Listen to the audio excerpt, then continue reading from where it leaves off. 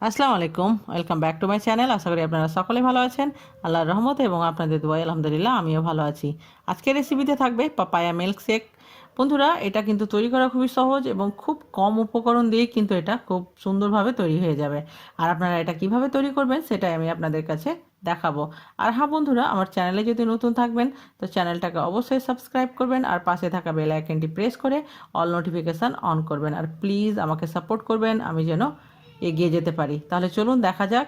এখানে আমি একটা পেঁপের অর্ধেক অংশকে ভালোভাবে ছিলে ধুয়ে নিয়েছি এবং ধোয়ার পর এভাবে টুকরো টুকরো করে কেটে নিব। বন্ধুরা, চেষ্টা করবেন বেশি পাকা পেঁপেটা নেওয়ার, তবে কিন্তু মিল্কশেকটা বেশি দেখতে ভালো লাগবে এবং খেতেও ভালো লাগবে।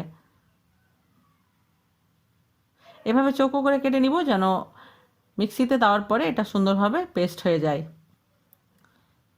এবার আমি এই সম্পূর্ণ পেঁপেটাকে একটা মিক্সিং জারের মধ্যে নিয়ে নিব।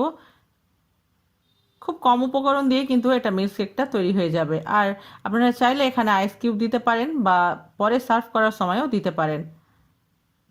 এবার আমি টেস্টটাকে একটু ভালো করার জন্য এখানে অ্যাড করব 10 থেকে 12টা কাজু বাদাম। তারপরে দিয়ে দিব মিষ্টিটাকে ব্যালেন্স করার জন্য চিনি। আমি যে পরিমাণ মিষ্টি খাবো সেই পরিমাণ অনুযায়ী এখানে চিনিটা আমি অ্যাড করছি। তারপরে দিয়ে দিব আগে থেকে গরম করে নেওয়া এবং গরম করে ঠান্ডা করে নেওয়া দুধ। এখানে 400 গ্রামের মতো দুধ আছে। দুধটাকে আমি আগে থেকে গরম করে ঠান্ডা করে নিয়েছি। এবার আমি এটাকে ভালোভাবে মিক্সিতে ব্লেন্ড করে নিয়েছি, দেখতে পাচ্ছেন। এবার আমি পরিবেশন করব। বন্ধুরা, দেখতে পাচ্ছেন কত সহজভাবে তৈরি হয়ে গেল। এবং এটাকে আরও সুন্দরভাবে গার্নিশিং করার জন্য উপর থেকে কিছুটা বাদাম কুচি দিয়ে দিব যেন দেখতে ভালো লাগে পরিবেশনের সময়। আপনাদের কাছে থাকলেও আপনারা এরকম করবেন, দেখতে বেশ ভালো লাগবে। আর যদি বেশি ঠান্ডা খেতে পছন্দ করেন তবে এখানে কিছুটা আইস কিউব অ্যাড করে দিবেন, আরও খেতে ভালো লাগবে।